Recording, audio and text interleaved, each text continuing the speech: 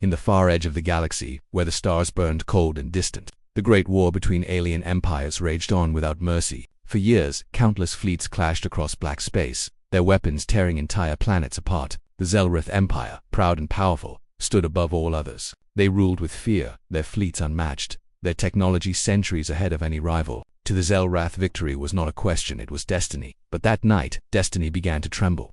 On the command bridge of the Imperial flagship Vornis Prime, alarms started to flash across the walls. Red symbols glowed against the dark metal. The ship's scanners had picked up something unusual, something impossible. An officer turned in his seat, his scaled skin shimmering under the lights. "Admiral, we have detected an unknown energy reading near the front line," he said, his voice tight with confusion. Admiral Kuroth, a veteran of 100 battles, walked toward the central display. His sharp eyes narrowed. The energy pattern was unlike anything he had seen before. It pulsed, rhythmic, controlled, powerful, not random like a dying star, not artificial like a cloaking field. Something deeper, something alive. "Source," he demanded. The officer hesitated. "Unknown, sir. It doesn't match any Empire ship or weapon. It's something else." Kuroth leaned closer. The signal was moving slowly toward the battle zone where thousands of Zelrath ships were engaging a rebel coalition. He felt a strange pressure in the air, a quiet tension that even the hum of the engines couldn't hide. "Put it on main view," he ordered.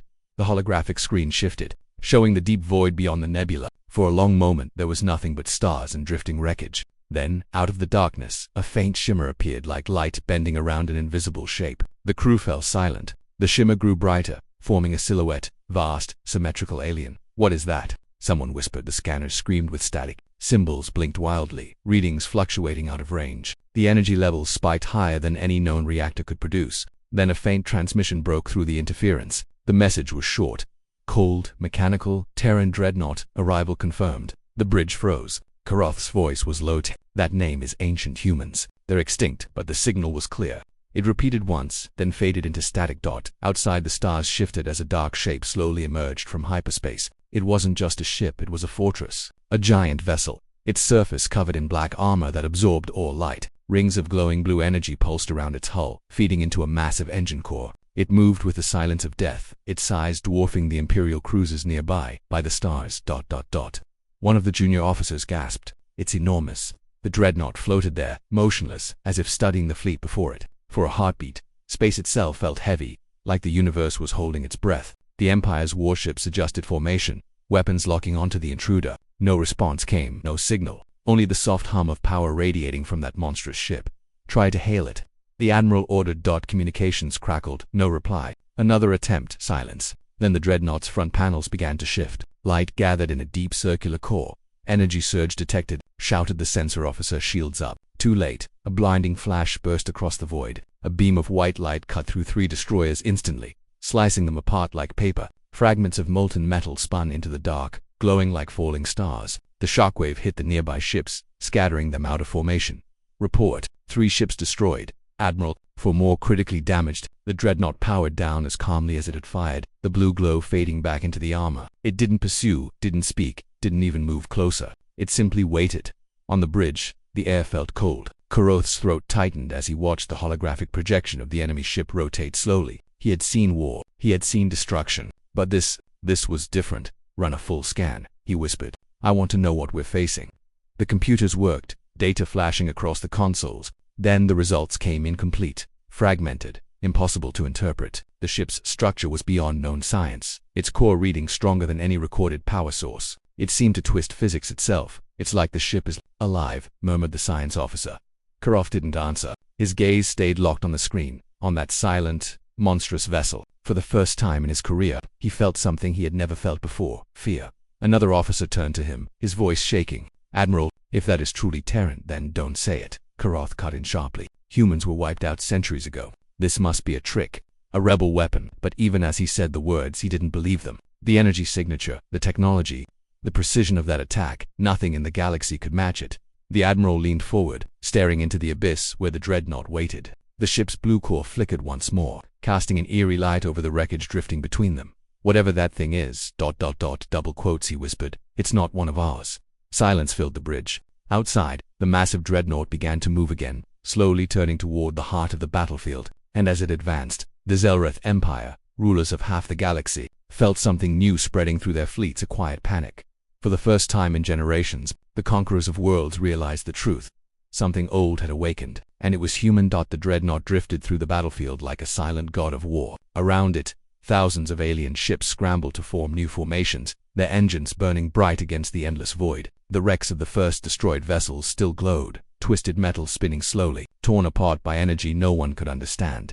On the bridge of the Zelreth flagship Warship Prime, Admiral Kuroth watched in disbelief. His claws gripped the edge of the console. "How can a single ship do this?" he muttered. His crew exchanged frightened glances. No one spoke. Every attempt to analyze the enemy vessel had failed. Every scan returned the same result: unknown. "Admiral, the dreadnought's weapons have powered down," said a communications officer. "It's not firing again," Good Kuroth said. "Maybe they're willing to talk." He gave the order to open a channel. Across the void, encrypted transmissions pulsed through the ether, requests for identification, warnings, offers of truce. Each message was sent in every major galactic language, yet the dark ship gave no answer. "Try the old human code," one officer suggested hesitantly. Kuroth's eyes flicked toward him. The idea was absurd. Humanity had been gone for centuries. But desperation broke logic. "Do it," he said. The code was transmitted in ancient sequence once used by Terran fleets. The bridge fell silent as the signal vanished into the dark. Seconds passed, then a minute. No reply. The dreadnought hung motionless. And then, the lights dimmed. Every ship in the sector felt it. A strange electromagnetic pulse washed through space, disrupting scanners, distorting comms. The dreadnought's massive rings began to rotate slowly, glowing brighter. A deep vibration echoed across the Warship Prime's hull. The crew felt it in their bones. "Energy spike," shouted the sensor officer. "It's not an attack, it's scanning us." The holographic display filled with strange symbols, unreadable patterns, ancient coordinates, fragments of human code mixed with something new. The dreadnought was reading their systems like an open book. "Jam it," Kuroth barked. "Shut down all transmissions." But before the order could be completed, a voice broke through the static. It was calm, cold, unmistakably human. "To the Zelreth command. You were trespassing in restricted Terran space. Disengage immediately." The bridge fell into stunned silence. The language was clear, old Earth standard, flawless and firm. For a moment, no one breathed. "Did that voice say t?" whispered one of the officers. Kuroth's heart pounded. He stared at the main display, at the massive shape floating beyond the nebula. "Impossible," he said softly. "There are no Terrans left." But the dreadnought moved. Its engines came alive, burning blue-white light as it began to advance. Not fast, steady, deliberate, like a predator closing in on its prey. The alien fleets shifted uneasily, their formation breaking slightly. "Admiral, orders." Kuroth hesitated. His mind raced. To retreat would show weakness, something the Empire could never do. To attack might provoke total destruction. His pride fought against his fear. "Hold position," he said finally. "We'll send a scout team. One ship, small. If they're hostile, we'll know." The scout vessel, Vesk 12, detached from formation and drifted toward the human dreadnought. The crew of that ship was silent as they approached. Their scanners showed nothing inside the vessel. No life signs, no heat, no movement. It was as if the ship were hollow. "Approaching at 1,000 kilometers, reported the scout's captain. "We are ready to begin scan." The transmission cut-off static filled the air. The entire bridge of Warship Prime went quiet. "Re-establish the link," Kuroth H ordered. No response. Then, the dreadnought's lights flickered once, and a moment later a massive surge of power erupted from its core. The scout ship vanished. No explosion, no debris, just gone, erased from existence. The screen showed only empty space where it had been. By the stars, someone breathed.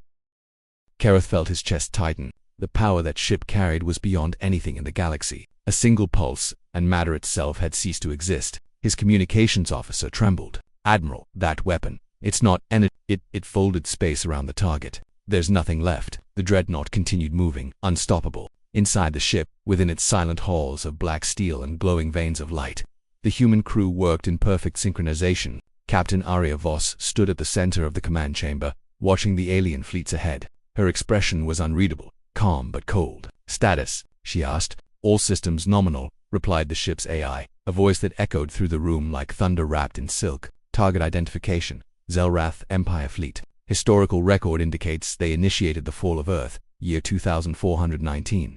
Arya's gaze hardened. "Then they remember us," she said softly. The AI hummed. "Orders, Captain. Let them know humanity remembers too." The dreadnought's outer hull began to shift. Thousands of small weapon arrays unfolded like the petals of a metal flower. Energy conduits glowed as the ship's systems powered up. On the enemy sensors, readings spiked again. "Admiral," the sensor officer shouted. "The ship's charging weapons." Kuroth's voice broke through the panic. "All ships fire at will. Bring it down." The blackness of space exploded into light. Beams, missiles, plasma, an entire fleet unleashed its fury upon the single Terran ship, but every blast struck an invisible barrier, a curved field that shimmered blue and gold before fading again. The dreadnought didn't even slow down. Then, with terrifying calm, it responded. A single pulse cannon fired. The energy wave expanded outward in perfect silence, and every ship in its path was crushed, shattered into dust. The explosion was so bright that sensors temporarily blinded across the sector. When the light faded, nothing remained but drifting debris. Kuroth stared at the destruction in horror. "What kind of weapon is that?" he whispered. No one answered. The dreadnought halted its attack once more. It didn't chase the survivors. It didn't finish them off. Instead, a message appeared across every Zelrath screen, written in glowing white letters. "This is only the beginning." The dreadnought turned slowly, its engines burning brighter than any star. It moved deeper into the nebula, leaving behind silence and fear. Admiral Kuroth stood alone on his bridge, his reflection trembling in the holographic glass. For the first time in centuries, the Zelrath Empire faced an enemy it couldn't understand. He whispered the words no one wanted to hear. "The humans have returned," and across the galaxy. Every empire would soon learn what that truly meant centuries before the dreadnought appeared in the nebula. The galaxy had already written humanity's story in blood and ash. The records called it the fall of Earth. Few remembered the truth. Fewer dared to speak it aloud. Back then, humanity had risen too fast. They were young compared to the ancient alien civilizations, but dangerous in ways others could not understand. Humans were dreamers, and dreamers built weapons from their dreams. In only 2 centuries, they expanded beyond their solar system, colonizing stars, building fleets, and forming the Terran Union, a name that echoed like thunder across space. The Zelrath Empire had seen this rise with cold eyes. They considered humans a disease, unpredictable, emotional, unclean. When diplomacy failed, war followed. It was supposed to be swift. The Empire believed no race could challenge them. They were wrong. The Terran fleets fought with a kind of fury no alien mind could predict. They didn't retreat when outnumbered. They didn't surrender when surrounded. They fought for every inch of sky, every breath of life. For the first time, the Zelrath war machine met something it could not crush with fear. Hope. But hope, no matter how bright, can be drowned. The Zelrath unleashed their ultimate weapon, the Starbreaker bomb, a device that could tear apart the heart of a planet. Earth became their example. The weapon struck without warning. Oceans boiled, cities vanished, and the cradle of humanity turned to dust. The Empire watched in silence as Earth cracked apart and burned into space. The message was clear: humanity is no more.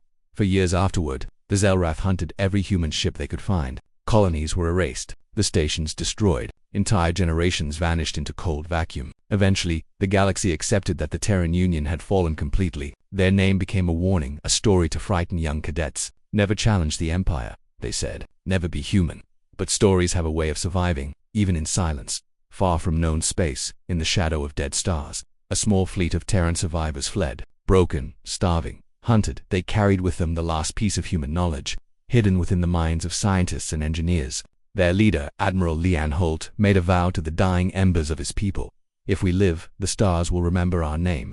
They went into exile. For 200 years, no one heard from them again. The Empire celebrated its peace. The galaxy moved on. But in forgotten corners of deep space, humanity endured. They rebuilt, not for revenge, but for survival. They built in silence, away from the eyes of gods and monsters. On the frozen moon of Erebus 9, they discovered something ancient, a black singularity, stable and controllable. It was a tear in the fabric of space itself, a piece of infinity waiting to be shaped. The survivors used it as the core for a new kind of ship, one that could harness the energy of a black hole. They called it Project REVENANT. It took generations. Scientists became myths, engineers became priests, and their children grew up under the cold light of alien suns. They forged metal with hands that still remembered the warmth of Earth. They coated their ship's heart with memories of cities long gone. When the dreadnought finally awakened, it did not awaken as a weapon, it awakened as a promise. Inside its dark hull, artificial intelligence watched over the legacy of humankind. Its name was Erebus, and it remembered everything, every scream, every burning city, every dying world. It carried not just weapons,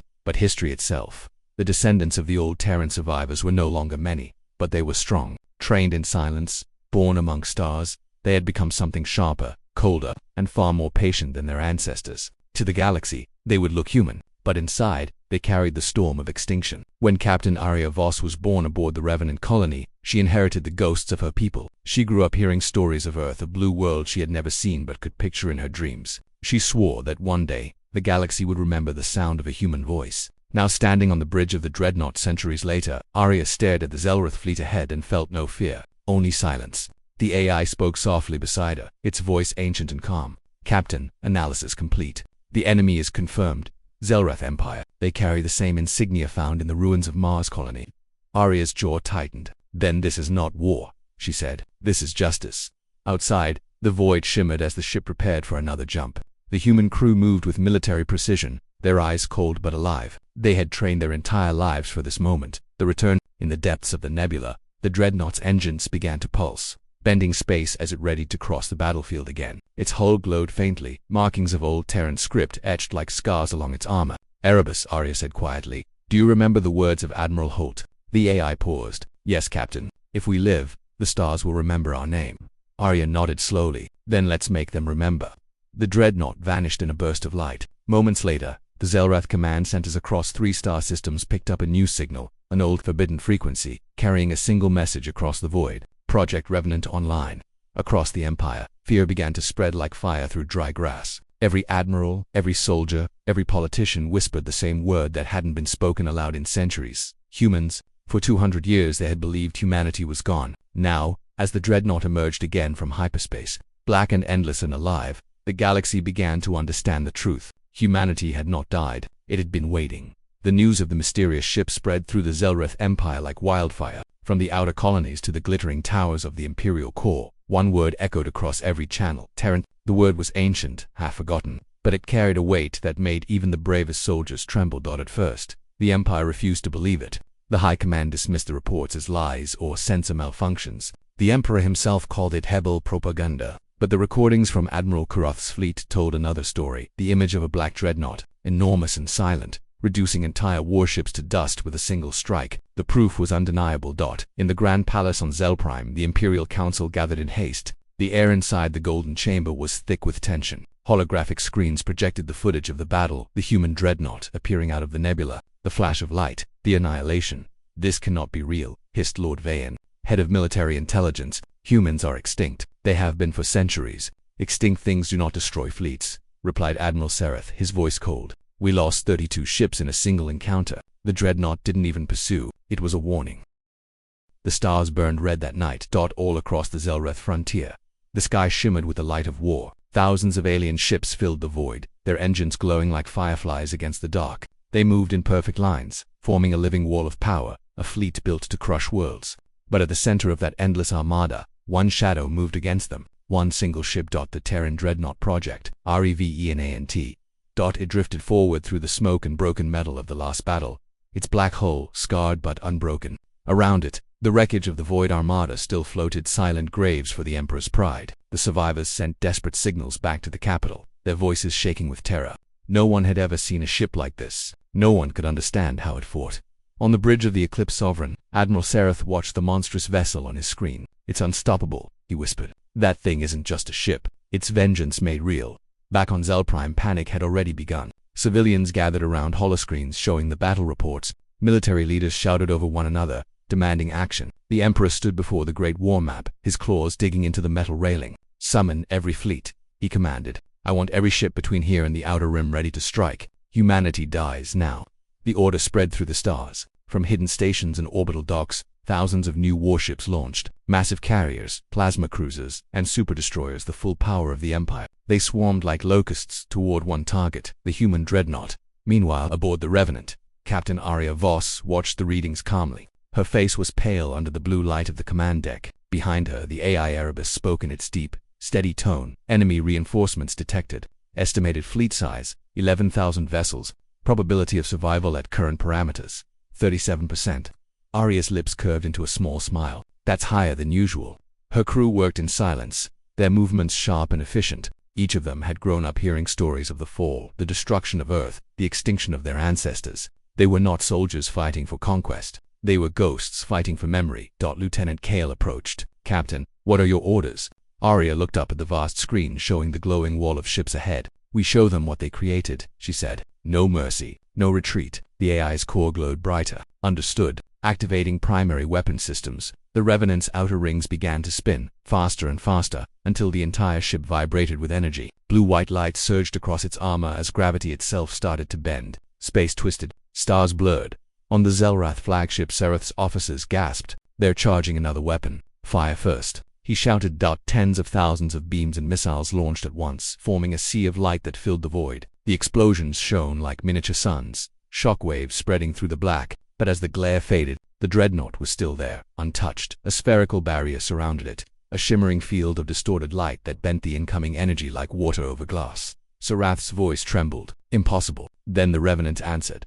A deep pulse shook space itself. The human ship's central ring lit up, and an energy wave burst outward, invisible at first, then glowing blue as it expanded. The wave hit the first line of the Zelrath fleet. Ships tore apart instantly. The second line followed, then the third. Hundreds of vessels vanished in seconds. They remained scattering like ashes into the dark.